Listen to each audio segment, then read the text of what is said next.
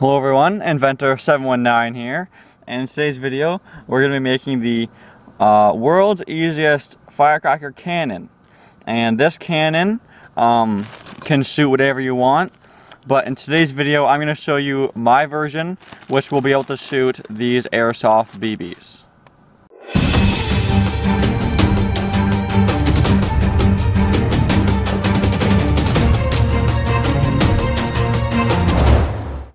So for this video you will need used bullet casings, airsoft BBs, some alligator clips, a tube from a ballpoint pen, and lastly the firecrackers. And these are of course the ones I got from the UK, France to be specific. And of course that was just a joke. If you've seen my last video, USA versus France firecrackers, it went a little viral and I accidentally slipped up and said that these are from France in the UK, and of course I meant that they were from France, like Europe, not UK. I know there's a difference. Like, I'm from Canada, not the Canada in the US kind of thing. So I apologize for that. I actually knew that. I did take geography in grade 2, but I just said it wrong. So I apologize for that. So the first step, of course, is to choose the correct bullet casing. Now I have a whole bunch. These are from a gun range near my house. I'm from Canada, so if you're in the States you can probably just find these like on the sidewalk or something. So anyway, I don't have very many, but we're going to be using a 223 Remington. The reason for that is that the end of the I'm not sure what to call this, like the neck of the cartridge fits perfectly tight seal in this end of the pen. And like I said earlier, we're going to be using the 6mm, I believe they're 0.2 gram airsoft BBs. And if you didn't already know this from my previous videos, they fit perfectly in the barrel, or like the tube of a pen. And the 223 Remington, if you converted that to millimeters or whatever, it is less than 6 because it fits perfectly like that. So if you're using airsoft BBs, I recommend using a 223 size or modifying something bigger. Like I think this is a 308, 30-06, something like that.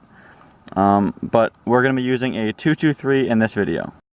So to make your firecracker cannon, the first and only difficult step is to take your bullet and of course make sure it's expended, and take a little drill slightly bigger than the size of the fuse, but the smaller the better, because then it'll cause, when the explosion happens, for most of the pressure to stay contained, whereas a big hole you could lose quite a bit of pressure. So I'm going to drill probably like a 1/8 or smaller hole right where the primer and the shell used to be.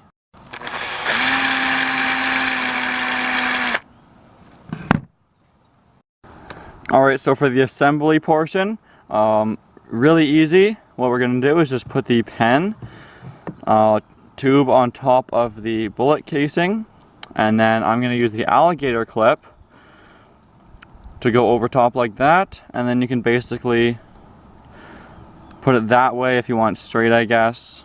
And this alligator clip's kind of flimsy, but you get the idea. Like if you want to shoot up into the air, you can just put the fins out like that and you got yourself a nice little cannon. And so now let's go ahead and load it up and get to some shooting. So the hardest part is probably trying to load the firecracker in, because you drilled a pretty small hole, so getting the fuse to fit in nicely. It's easy from this side of course, but from this side, as you can imagine, it's pretty tough. And the big firecracker doesn't even fit inside. Oh, it just fits inside of the 223. Of course that's the wrong way. But it takes some finicking. I may not be able to do it on camera here, but basically keep going back and forth, maybe use some tweezers or something until the fuse comes out that little hole. So I tried for about 10 minutes and still couldn't get it. So what we're going to try is using one of the small ones with a really small fuse, which also go in really easily. And then I ripped a fuse out of another firecracker, but you can just buy a fuse if you don't feel like wasting a firecracker. I'm probably going to trim it up a little bit too, but then I'm just going to shove it in there, and chances are that fuse will light the fuse in the inside on fire, and you got yourself a little cannon. Okay, so here's the testing. I actually managed to thread the firecracker all the way through. Then of course I just put a 6mm BB in the barrel, right there, just so you believe me, it's not a piece of metal or something if it actually works really well. And here we go with the testing. Lighting in 3, 2, 1. Run!